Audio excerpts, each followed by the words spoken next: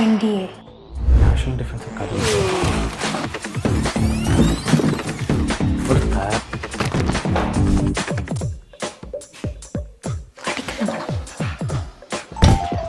അവളുടെ കണ്ണിൽ പൊടിയിട്ട് ആരും കാണാൻ മറയത്ത് കുത്തിയിരുന്ന് പഠിക്കാലോ.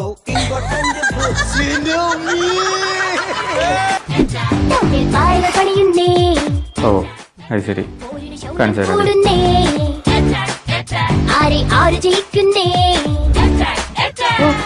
എന്റെ കൊച്ചു പഠിച്ച് മടുത്തോ? ഇതാണോ നീ NDAക്ക് പഠിക്കുന്നത്? അതെനിക്ക് മനസ്സിലായി. അറ്റ്ലീസ്റ്റ് അതിന്റെ സിലബസ് എങ്കിലും നിനക്കറിയോ?